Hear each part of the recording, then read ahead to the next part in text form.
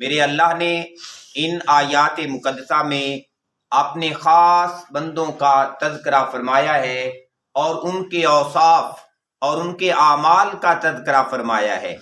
پیچھے دو باتیں گزری ہیں۔ میرے اللہ نے ارشاد فرمایا کہ ہم نے زندگی کا سامان، ہدایت کا سامان لوگوں کے سامنے کھول کے رکھ دیا ہے۔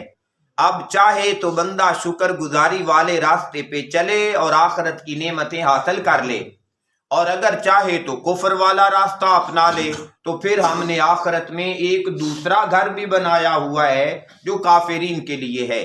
یہاں پہ ارشاد فرمایا میرے اللہ نے یوفونا، فرمایا وہ پوری کرتے ہیں بن نظر، اپنی منتوں کو، کہ جو بندہ منت مان لیتا ہے، نظر مان لیتا ہے، فرمایا اللہ کے بندوں کی نشانی یہ ہے کہ وہ اس منت کو بھی پوری کرتے ہیں۔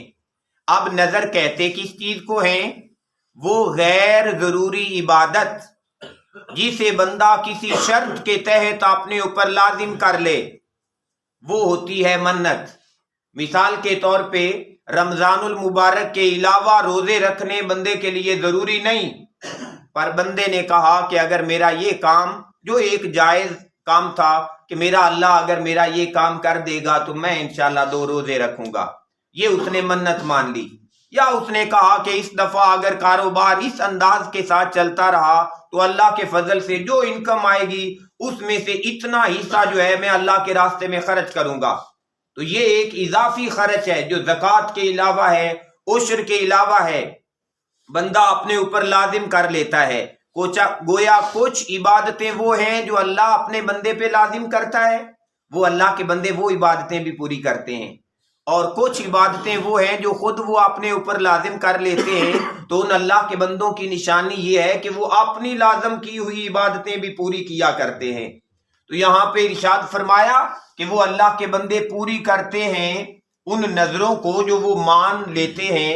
وَيَخَافُونَ، اس کے باوجود کہ اللہ کا حق بھی پورا کر رہے ہیں، اپنی طرف سے جو حقوق ہیں وہ بھی پورے کر رہے ہیں، تکبر پھر بھی نہیں کرتے کہ ہم بڑے نیک ہیں، ہم بڑے متقی ہیں، ہم بڑے پرہیزگار ہیں۔ یہ سب کچھ کرنے کے باوجود یخافون، ان کے دل میں ایک خوف لگا رہتا ہے، وہ ڈرتے رہتے ہیں یومن، اس دن سے، کانا، کہ ہوگا، شرہ، اس دن کی برائی جو ہے، مستطیرا، نافرمان لوگوں تک پھیلی ہوئی۔ وہ قیامت کے دن کی سختی اتنی زیادہ ہوگی کہ کوئی ایک بھی نافرمان اور مجرم بندہ جو ہے اس سے بچ نہیں سکے گا، وہ اس بندے کو گھیرے ہوئے ہوگی۔ اور پھر ان اللہ کے بندوں کی نشانیاں بیان کرتے ہوئے فرمایا وَيُطْعِمُونَ، فرمایا وہ اہتمام کرتے ہیں کھلانے کا، الطعام، کھانا، وہ لوگوں کو کھانا کھلانے کا اہتمام کرتے ہیں۔ یہ اللہ کے بندوں کا خوبصورت وصف بیان کیا گیا۔ اور جو دوسروں کو کھانا کھلاتے ہیں نا، وہ بھی اپنی شہرت اور مشہوری کے لیے نہیں، بلکہ علی حبہ، اس اللہ کی محبت میں اللہ کے بندوں کو کھلاتے ہیں، اللہ کی محبت میں کھلاتے ہیں، مسکیناً، مسکینوں کو بھی، و یتیماً، اور یتیموں کو بھی، و اسیرا، اور جو قیدی لوگ ہوتے ہیں ان کو بھی کھانا کھلانے کا اہتمام کرتے ہیں۔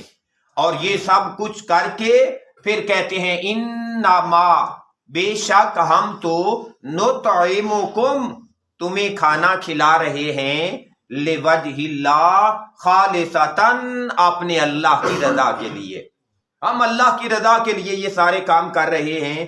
لا نریدو، ہم نہیں چاہتے، منکم، اے لوگو، تم سے، جزاءً، اس کام کا کوئی بدلہ، کوئی بدلہ تم سے نہیں چاہتے، ولا شکورا، اور نہ ہی یہ چاہتے ہیں کہ تم ہمارے شکر گزار بندے بن جاؤ۔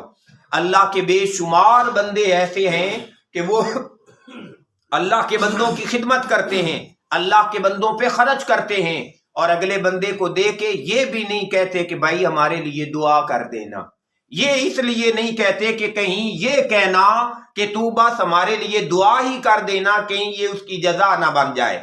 بس ایک ہاتھ سے دیا اور پھر دوسرے ہاتھ کو خبر تک نہ لگنے دی، اس انداز کے ساتھ اللہ کے راستے میں خرچ کر دیا کرتے ہیں۔ لیکن فقہائے کرام بتاتے ہیں کہ یہ جو اللہ کے راستے میں خرچ کرنا ہے اس کی دو قسمیں ہیں۔ ایک وہ خرچ ہے جو اللہ نے ہمارے اوپر لازم کیا ہوا ہے، جیسے زکوٰۃ دینا، جیسے عشر دینا، جیسے نظر منت مانی تھی تو اس کا پورا کرنا۔ یہ لوگوں کو بتا کے دینا چاہیے کہ اللہ نے الحمدللہ اتنی توفیق دی کہ اس سال اتنا عشر دیا ہے، اس سال اتنی زکوٰۃ دی ہے۔ لیکن اس کے علاوہ جو نفلی صدقے ہیں وہ بس اس انداز کے ساتھ دے کہ اگلے بندے کو کسی دوسرے تیسرے کو خبر تک بھی نہ لگے۔ اور یہ خاص واقعہ ایک گھرانہ رسول صلی اللہ علیہ وآلہ وسلم کا تھا۔ اس گھرانے کی طرف سے ایک منت مانی گئی تھی، اللہ تعالیٰ نے قیامت تک آنے والے مسلمانوں کے لیے اسے ہدایت کا سامان بنا دیا، امت کی تعلیم کا سامان بنا دیا کہ ہم بھی زندگی میں جو کام کریں وہ اللہ کی رضا اور اللہ کی خوشنودی کے لیے کریں۔ میرا اللہ ہمیں قرآن کا فہم بھی عطا کرے اور اس کے مطابق زندگیاں بدلنے کی سعادت بھی نصیب فرمائے۔